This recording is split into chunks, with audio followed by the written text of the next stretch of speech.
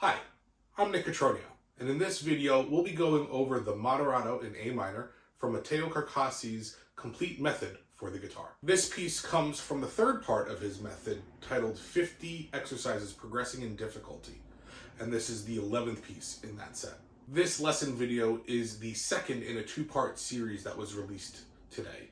If you haven't caught the performance video, please check the description below, or it'll be tagged in the cards above. These videos serve as a companion for my workbook, which goes further in depth on the topics that I'll cover in today's video. Additionally, you'll find suggested exercises for specific techniques that are covered in the piece, as well as a full explanation of phrasing, harmonic analysis, as well as 3 different versions of the sheet music for this piece. One as a fully fingered music notation version, a version with tablature, and then a blank copy if you choose to use one that has no fingering on it. This workbook can be purchased from my website, and it will include a digital download of the performance audio of this piece. In today's video, we're going to cover techniques that are included in this piece, as well as how to prepare for these techniques. We'll also cover a few technical spots that are tricky that come up. Finally, we'll go over some musical details that concern this piece that I think make this piece a little bit more interesting than face value. I'd place Carcassi's Moderato in A minor in the realm of early intermediate repertoire. Except for the last few measures, the whole piece takes place in first position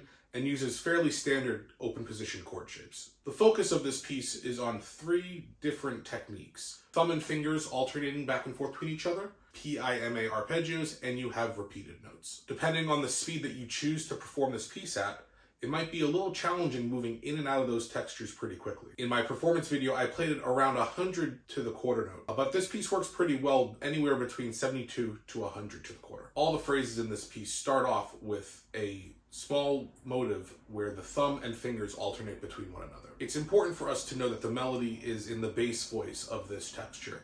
We want to make sure that we bring out the notes with the thumb clearly so that way the melody can be heard. If you're not comfortable doing this, then I suggest using the first measures to help you work on developing this skill. While working on this measure, you want to really focus on making sure that you play the thumb as loud as possible and the fingers as quietly as possible to make sure that we get a nice extreme between the lower voice and the higher voice. Playing at these extremes will help the right hand develop the sensation of what it feels like to bring out the melody and to keep the accompaniment subdued, as well as also help you hear the melody sustain over the accompaniment. To focus on developing this skill, I suggest using slow and fast practice. Typically, I do every 3 to 5 times slow to 1 time fast. This helps me develop the coordination as well as the control of what my hands need to do, and then at the fast speed, I test it out to see if it's been working or not. Let's practice this piece at 100. For a slow tempo, I think it's a great idea to either play 2 notes or even 1 note per click. Again, this is going to vary depending on your ability to control the dynamic. The slow tempo will sound like this, and the click will represent our 16th note.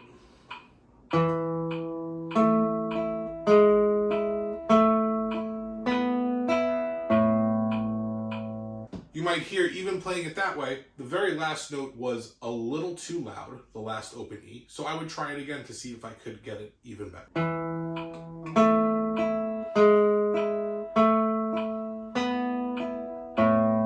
After being able to execute the passage the way that I like, and making sure that I know how to do it, I would start my 3 to 5 times in a row repetitions, making sure I execute it properly. At that point, after I do those 3 to 5, I would test it out at the fast speed to see if the practice stuck at a faster tempo.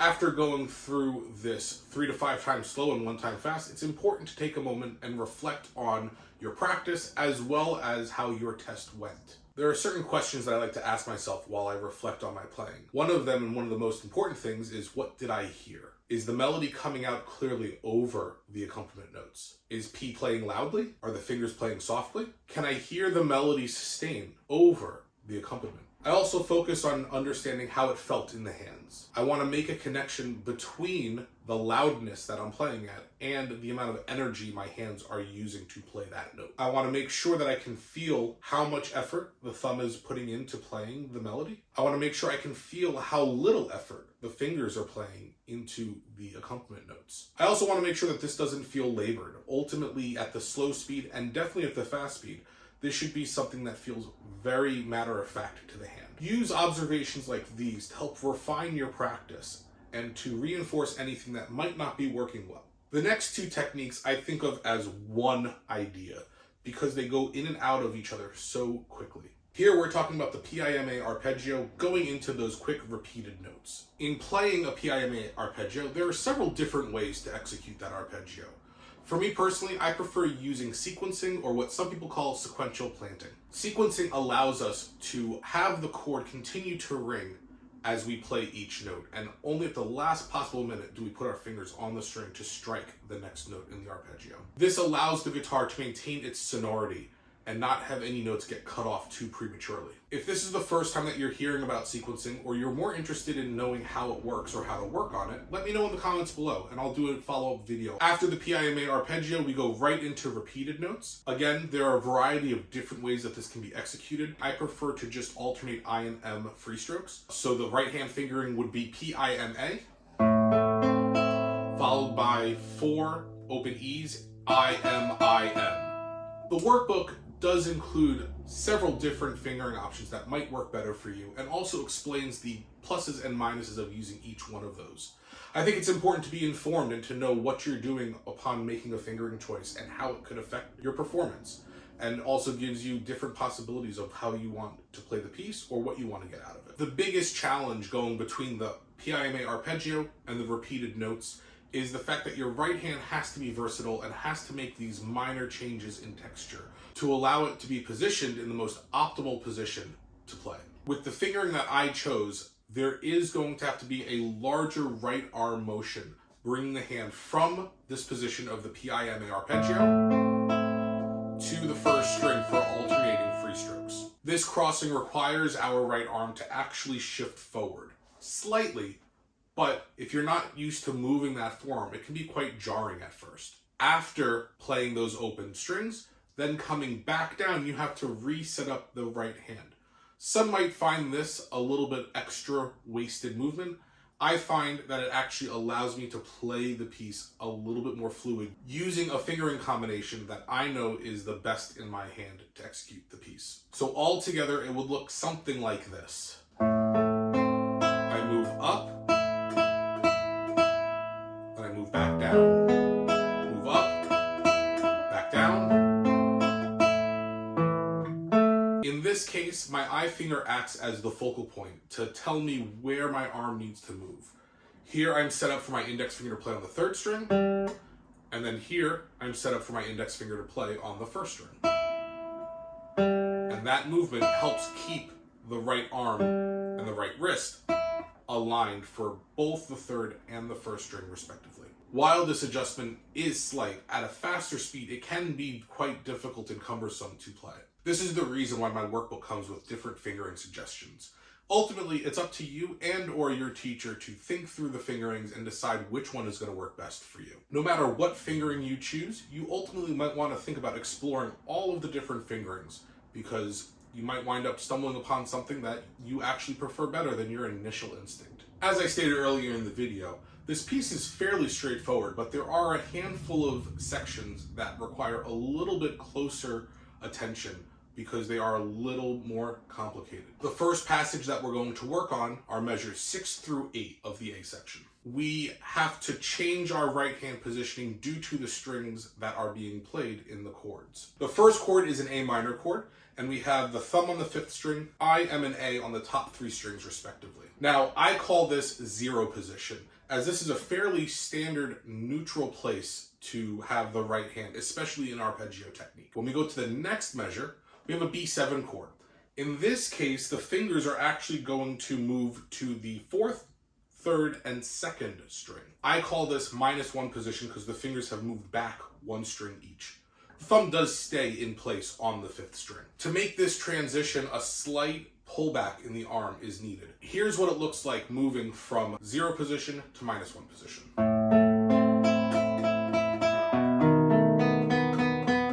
When we get back to the next chord, it's an E major chord, and this one is back in 0 position. It might not feel like 0 position because the thumb actually goes to the 6th string while the other fingers move up to the top 3 strings again. It's important to set up the fingers for the strings and not keep your hand placed for the thumb and reach with IM and A. This is what it looks like, going from -1 position back to 0 position. If moving your forearm is really awkward or you've never really worked on it before, a great way of working on it is using what's called block chords. So here, instead of playing the arpeggios and the single note bursts, I'm just gonna play the chord. So here's my A minor voicing, here's my B7 voicing, and then here's my E voicing. I'm going to focus on encouraging my forearm to make slight adjustments for each chord. And that'll look something like this.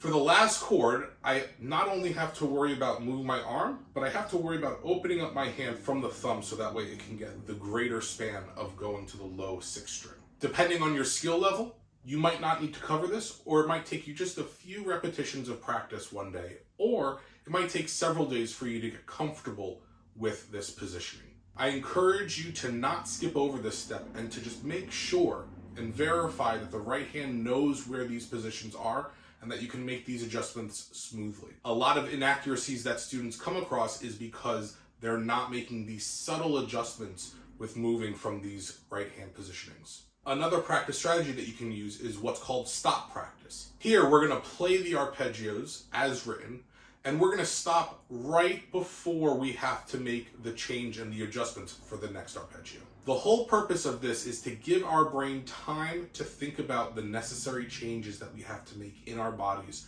to get to the next arpeggio. Once the right hand is in position for the new arpeggio, then we continue playing. For this measure, stop practice would look something like this. I'm going to stop and not move, but freeze. Now I'm going to move. I'm going to stop again, and now place for the next positioning, and then keep going. As you continue to work on both stop practice and block chords, it's important to check in with your technique to see how things are developing. These tests can look something as simple as playing the arpeggio slowly, or it could be a full speed run through of the section. Pay attention and observe what is going on during your testing. Is the right hand functioning the same way that it was when you were doing the practice strategy? Is your right arm comfortable with the movements? Can it anticipate where that movement is going to be? Is it consistent? And can I rely on being able to execute the passage confidently? These are all questions, again, that I would do in the reflection stage after a repetition or after a series of repetitions. The second passage of note is actually a fairly large section. It measures 9 through 16. What makes this passage difficult are all the different chord changes that we have to do. They happen quicker, and they also have more complex shapes with more left-hand fingers that we have to be aware of. When dealing with chords and arpeggios, a great way of practicing is to use block chords. Instead of like the first passage where we're focused on right-hand technique, we're going to be focused on the left hands knowing the chord shapes and being able to transition from one chord to another chord smoothly. The first thing that you want to do is make sure that you know each chord shape and that your left hand can get to them comfortably. The first chord is a C over E using 2 and 1. This is very similar to our big open position cowboy chord C major chord. Then we have A7, which again is a fairly common chord voicing. Here I'm using 1, 2, and 4. Then we go to D7. Now here's a little tricky because for our G7 chord, we're actually going to use our pinky.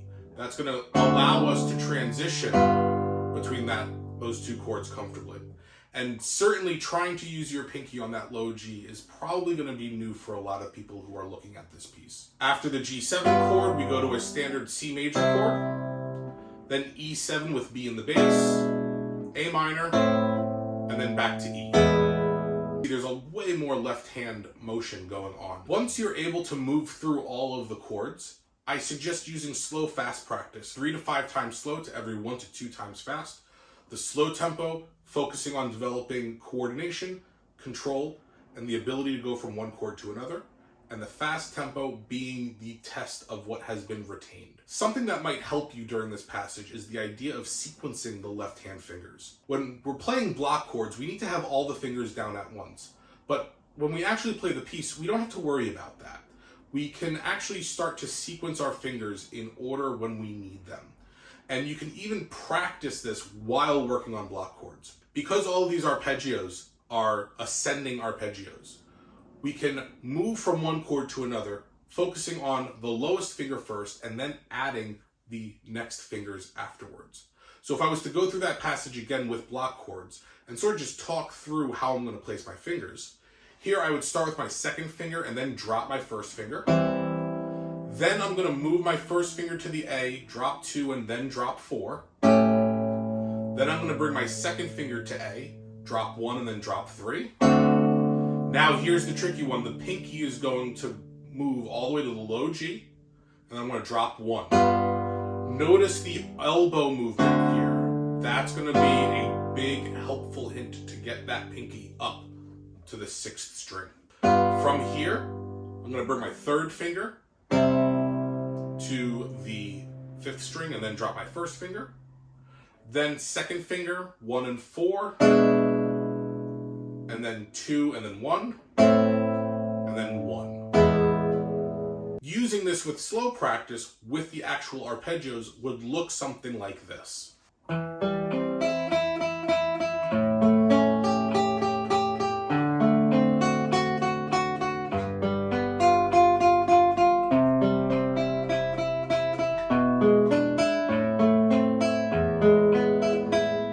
Reinforce that 3 to 5 times, and then I would test it out at speed once or twice. What I'm looking for is maintaining that ease of transition that I did from the slow speed to the fast speed.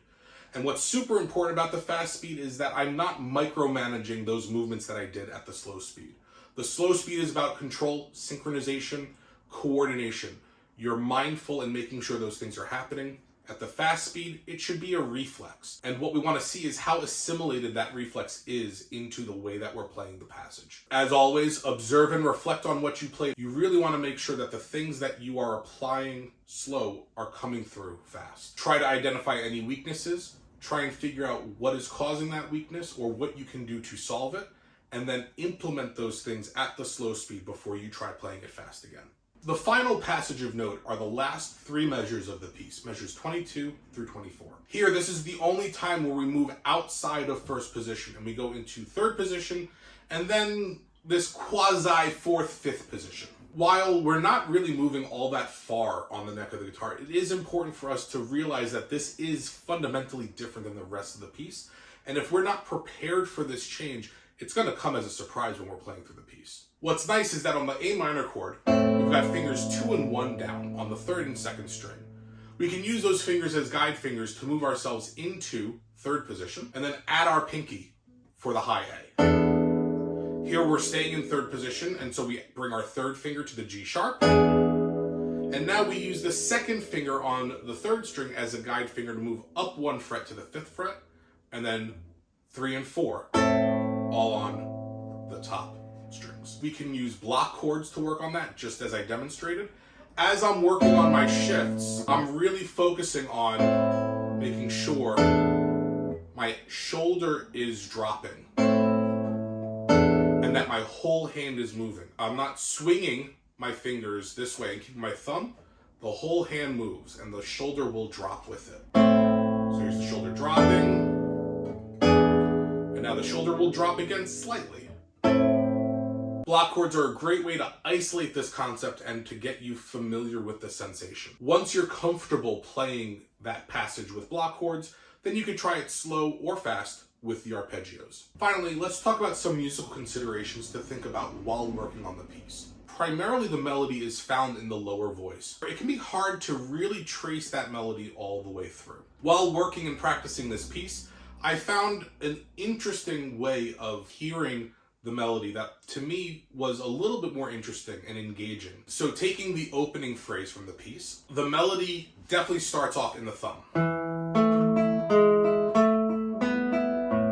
That's a really big jump from the open B to that A. A singer's gonna hate singing that kind of jump. However, what's really interesting is that if we look at the music a little bit closer, we're going to find that there are actually notes around that register that are played in the arpeggio, serve a little bit better function as melodic voices. Here, we've got our thumb.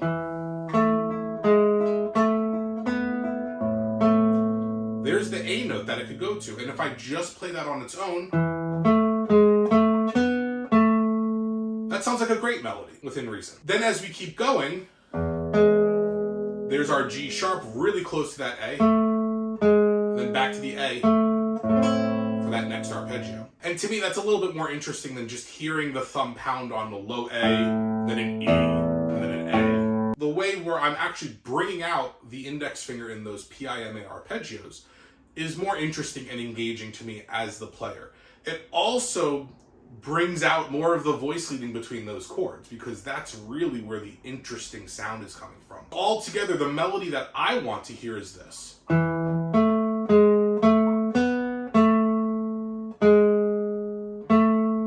First start by playing the melody all on its own. You're going to find that the melody is really with the I finger in those arpeggios. In the B7 chord, that melody note does get played with the middle finger though. So that's the one place where it gets a little bit more complicated. Once you've gotten that idea clear in your mind and you know what to listen for, now we can take the practice strategies that we had earlier in the video, where we were working on really a stark contrast between dynamics of fingers, making sure that certain voices were coming out very clearly. First, even without a metronome, just really slow, making sure that I'm aware of where the melody is at any given moment in the right hand. So it would look and sound something like this. I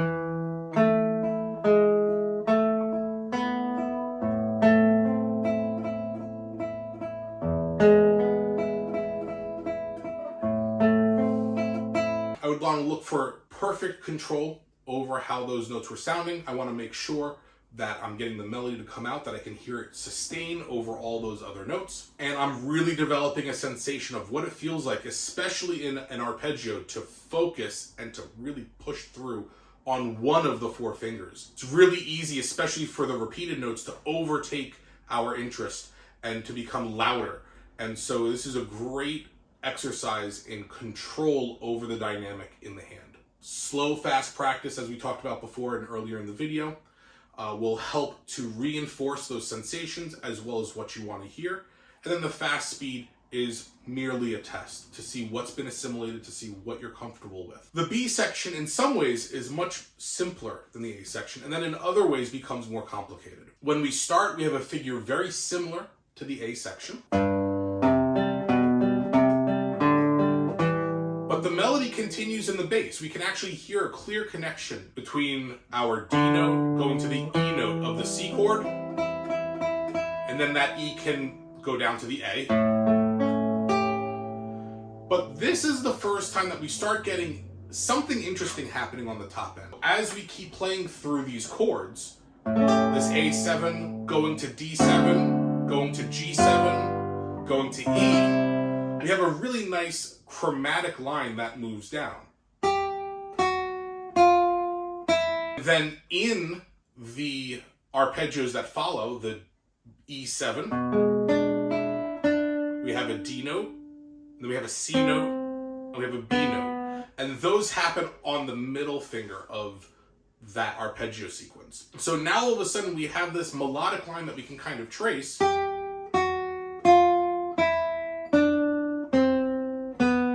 I think is more interesting than just hearing a circle of fifths of our bass notes. Now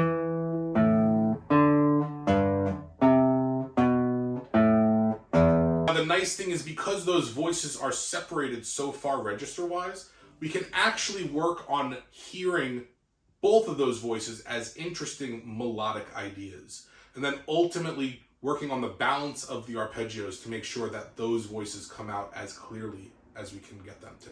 Here's the passage played with the thumb being brought out.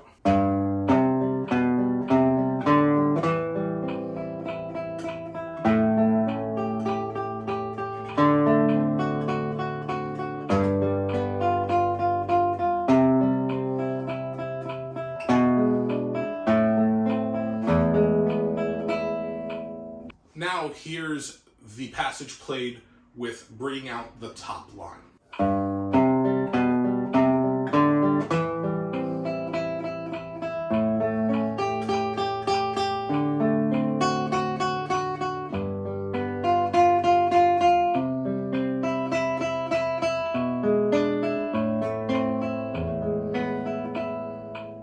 As we continue through the second half of the B section, we come back to a texture very familiar to what we had earlier, where we're going to bring out notes with the index finger. However, there are moments where the top voice will sneak in with a little counter melody to bring in a little bit of interest. That happens in measures 19 and 20, as well as measures 23 and 24. In 19 and 20, we have a high F going to the E, then another E again. In measures 23 and 24, we have the A going to G sharp, going to A. Just like other sections of this piece, the best bet is to work on this with slow practice, really focusing on paying attention to how much pressure the fingers of the arpeggio or of the scale are being given, or the thumb. Make sure that you're getting the notes that you want to come out of your guitar as loud as possible, and all of the other notes as subdued as possible. The bigger the extreme, the easier it's going to be to actually execute it fast. I know it seems weird because we kind of feel like we're overplaying, and in certain ways you are. But once you go up to speed, the idea is to get out of your own way, let your ears do the work, and let the reflexes that you've taught your hand take over. And you'll find that it actually works out way better. If you've enjoyed this video and found it helpful, please give it a like. It really helps out the channel and helps me continue to make more content like this. If you have any questions or are interested in me covering a specific topic, feel free to leave a comment below letting me know. Please remember to subscribe to my channel for more content in the future. Also, we have a Discord, the Shred I Order.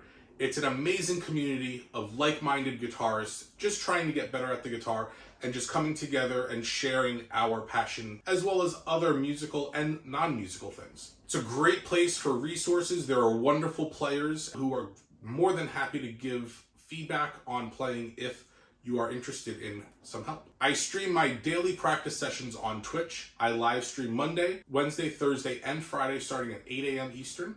And this is a great way to see me actually put money where my mouth is in doing all the things that I talked about practice-wise here today. You'll see it live on stream. On Saturdays, we even have a Saturday workshop stream every week where I work with a private student of mine, and then I take viewer-submitted videos and give feedback, and then we also have a Q&A. Links to all of these resources, my Twitch stream, Discord, my other social media, as well as the workbook and the performance video of this piece can be found in the description below. Thanks again for watching, and remember, practice makes progress.